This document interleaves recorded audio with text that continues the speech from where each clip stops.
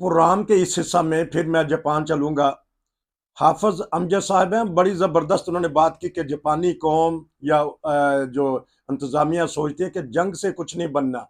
तो मैं पता करूंगा कि ये जो जंग जारी है दोनों तरफ, तो क्या फिर इनको सोचना चाहिए जो वहाँ करता धरता है, हम जो हुकूमतें हैं। जापान मदद तो करता है, लेकिन जापान बीच में आके बहसियत हुकूमत इनको सख्ती से कहता भी है कि छोड़ दें ये जंगो जदल जी। मेरे ख्याल में जापान इस तरह नहीं कह सकता कि जंगो जदल छोड़ दें। हम्म, उसकी अपनी कोई सियासी मजबूरियां हैं, कोई उसकी इक्तसादी मजबूरियां हैं। हम्म, तो वो अपने अमल से तो इतना वो एक्टिव नहीं है, लेकिन बहरहाल वो क्या कहते हैं ना कि जुबान से वो उसके लिए कहना जरा जा उसके लिए प्रॉब्लम्स है। हम्म। तो वो जिस तरह एक दूसरे के इत्तेहादी होते हैं उसको साथ देना पड़ता है। अभी जिस तरह पिछले दिनों भी हुआ था, वो सिक्योरिटी काउंसिल के जो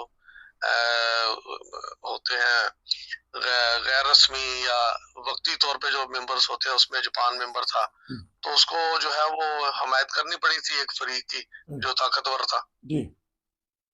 तो क्या तो देखना। इसलिए हाँ जी, हाँ जी, बताइएगा, कंटिन्यू करें।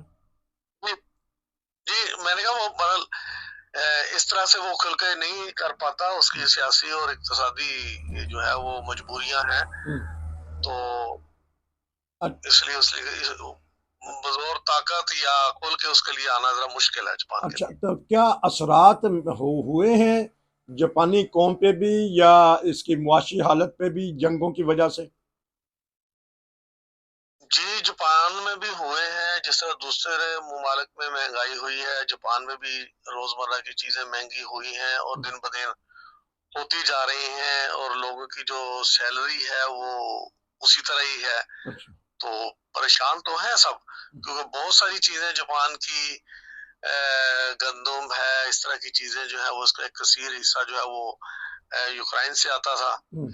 तो बहरहाल, और इसी तरह पेट्रोल जो है वो मशरक वस्ता से आता है। अच्छा। तो प्रॉब्लम तो है। पेट्रोल भी पिछले दिनों अपनी तारीख का महंगे तरीन रेट पे चला गया हुआ था। अच्छा। अब कुछ दिन से फिर थोड़ा 10-20 येन जो है वो सस्ता हुआ है। तो तो बहरहाल लोग परेशान है अपने इक्तिसादी लिहाज से, हैंड टू माउथ है जापानी। लेकिन जरा वेल ड्रेस होते हैं तो लगता है कि बड़े खुशहाल हैं, लेकिन असल सूरत ये नहीं है। तो जापानी हुकूमत उनकी जो इस वक्त जेर असर हैं लोग, उनकी मदद करती है महाना या साल में या बोनस की सूरत में या बिल्स वगैरह या कुछ जर्मनी की तरह सिस्टम है? जी नहीं, जापान में नहीं है वो सिस्टम। जो सोशल एड का जापान में कोई सिस्टम नहीं है। हम्म, हाँ, बहुत अगर कोई ऐसा को गरीब लाचार, उसकी बड़ी फिर तफ्तीश होती है, उसके बैंक अकाउंट चेक किए जाते हैं, इसकी क्या प्रॉपर्टी है, फिर वो एक जो वो देते हैं। अदरवाइज जापान में वो सोशल तरीक नहीं है जिस तरह के यूरोप या कनाडा, ऑस्ट्रेलिया वगैरह में है। उस तरह का नहीं है जापान में। हाँ, एक तो सोशल होती है कि जो बिल्कुल बेरोजगार होती हैं उनके लिए, लेकिन एक सोशल सिस्टम इनका ऐसा है कि महंगाई हो गई है और आवाम में बेचैनी है, तो उनके दुख दर्द में जाने के लिए, या बिजली महंगी हो गई है तो बिल वगैरह है माफ कर देते हैं, ये भी एक तरीके कार है ना मदद का। इस तरह क्या जापान ने हुकूमत करती है? जी नहीं, जापानी हुकूमत नहीं करती। ये सिर्फ कोविड में जापान ने कुछ इमदाद की थी लोगों की। हम्म, जो स्मॉल इंडस्ट्रीज थी उनको कुछ दिए थे पैसे। अच्छा। और फैमिलीज, जो फैमिलीज हैं वो फैमिली के हिसाब से इन्होंने थोड़े बहुत पैसे दिए थे। लेकिन सिर्फ ये कोविड में हुआ था। वरना ये है कि कोई महंगाई हुई है तो ये कोई खास अलाउंस दे दें या कोई इस तरह की रियायत दे दें या बिजली के बिलों में आ जाए, वो ऐसी कोई जापान में नहीं है सिस्टम। तो आजकल एक बहुत बड़ा मसला है तारकीन वतन का, जर्मनी को भी, पूरे यूरोप को और पाकिस्तान में भी। आज आखिरी डेट है। अफगानिस्तान के जो गैर कानूनी तौर पे लोग बशिंदे हैं, कुछ ना कुछ भेजें। जापान में भी कोई तारकीन वतन आ जाते हैं, वो ठहर जाते हैं, गुमनाम हो जाते हैं, गुम जाते हैं दूसरे लफ्जों में। फिर उनके साथ हुकूमत कोई पॉलिसी बनाती है कि नहीं जी, इनको इकट्ठा करके तो वापस भेजा जाए। जी, आते हैं लोग, बाज विजिट वीजे पे आते हैं, आके ओवरस्टे हो जाते हैं, छुप के रहते हैं। लेकिन ये नहीं है कि वो जापान के जो अदारे हैं अच्छा। उसी वो आंखों से ओझल है, वो नहीं है। उनको एक एक बंदे का पता होता है, ऐसा इनका सिस्टम है। अच्छा। उनको एक एक बंदे का पता होता है कि कहाँ रह रहा है, क्या कर रहा है। तो कबूतर की तरह उन्होंने आंखें बंद की होती हैं। अच्छा। तो जिस अगर किसी का कोई ऐसा रिकॉर्ड हो कि ये बंदा क्रिमिनल है, हम्म। और बुराइयों में मुलव्वस है, किसी किन वारदातों में है, हम्म। तो वो एक मिनट नहीं लगाते, उसको उठा के ले जाते हैं। लेकिन जिस तरह बात होता है ना यूरोप में, कभी फलां तारीख दे दिया निकल जाए, हाँ जी। ये वो उस तरह का अभी तक जापान में नहीं है। 1991 में अच्छा। एक दफा इन्होंने डी दी थी कि जो उस वक्त बहुत ज्यादा इलीगल हो गए थे और क्राइम भी बहुत ज्यादा हो गए थे। हम्म। ईरानी थे, पाकिस्तानी थे, तो कुछ चाइनीज भी थे। तो अच्छा। उस वक्त उन्होंने वार्निंग दी थी कि फलां डेट तक जो है वो इलीगल जो है वो यहाँ से चले जाए। और उन दिनों टोक्यो और उसके गर्दनवा में ज्यादा होते थे लोग, दूसरे शहरों में कम होते थे। हम्म। तो वो फिर इधर उधर फैल गए और जराइम कम हो गए। उसके अलावा कभी भी जापान ने कोई ऐसी डेट नहीं दी कि ये डेट है तो यहाँ से इलीगल जो है वो गैर कानूनी तौर पे मुहाजिरीन जो है वो यहाँ से चले जाए। तो क्राइम रेट क्या है इसमें? यकीनन गैर मुल्की और एशियाई शामिल होते हैं बहुत सारे मामलात में। तो कैसा क्राइम रेट और क्या देखते हैं? कि भी सुना है इक्का दुक्का केस हो, चाहे मुल्क का नाम लें, एशियाई कह दें कि वो क्राइम में मुलव्वस थे तो उनके ऊपर सख्ती हुई। जी होते हैं, सख्ती बेचारे ये नहीं करते। इन्होंने बड़ा इनका एक अच्छा, हमारे लिहाज से तो वो अच्छा नहीं है। अच्छा।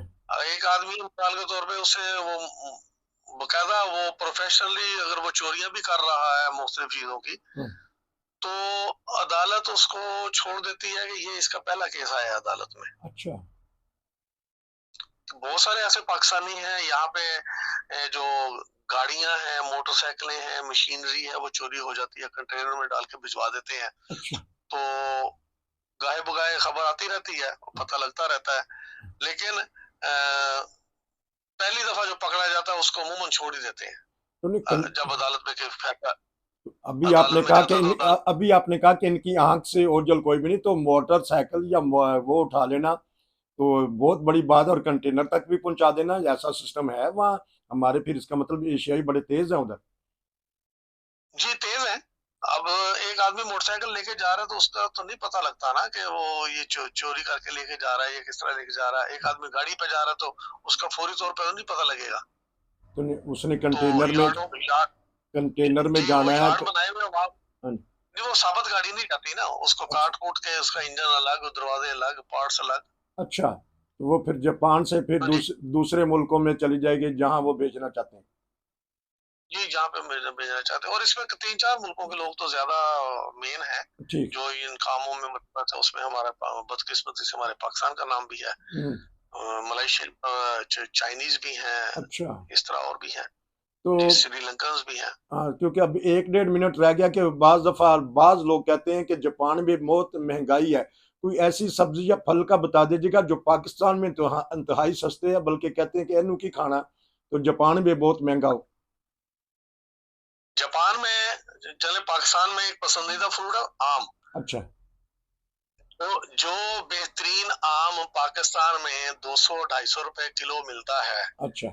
वो एक आम चौसा जापान में पाकिस्तानी रुपयों के हिसाब से 800 से 900 रुपए का मिलता अच्छा, एक आम वो फिर आप देख के तो चूम के रख देते होंगे, सूंघ के। है। जी जी रख देते हैं। जिसकी फैमिली बड़ी है उसको तो सोचना पड़ता है। हाँ। यहाँ यहाँ मजा आप आते हैं, मतलब एक पेटी है उसमें 9 आम होते हैं, 12 आम होते हैं, हाँ। 5,000 येन की, 6,000 येन की मिलती है वो। तो वो कितने रुपए बने ताकि लोगों को जरा पता तो लगे ना? जी 6,000 येन है तो तकरीबन 12,000 का पाकिस्तानी। 12,000 रुपए में नाजरीन, क्योंकि बहरहाल हमारे बच्चे तो छोड़ गए हैं, क्योंकि जो यहाँ के बच्चे पैदाशुदा हैं, क्योंकि आधा मिनट रह गया तो इसलिए मैंने जरा जल्दी से बात शुरू कर दी है। यहाँ के जो बच्चे हैं वो ऐसी चीज़ों में नहीं पड़े, मैंगो वगैरह में, क्योंकि महंगा भी होता है। मैं इनसे बड़े दिलचस्प तबसरे भी लूँगा, सियासी हालात पे भी बात करेंगे, जापान की बातें करेंगे, वहाँ के अवाम की बातें करेंगे। आपका बहुत शुक्रिया कि आपने इस प्रोग्राम में हमारा साथ दिया। नाजरीन, हमें सब्सक्राइब ज़रूर कर लीजिएगा रोशन टीवी इंटरनेशनल पे जाके, और हमारे टिकटॉक पे भी जाके। टिकटॉक पे हम अपना व्हाट्सअप नंबर दे नहीं सकते, लेकिन हम कोशिश करेंगे यूट्यूब चैनल पे अपना टिक नंबर दे दें, क्योंकि टिकटॉक की पॉलिसियाँ बड़ी सख्त हैं।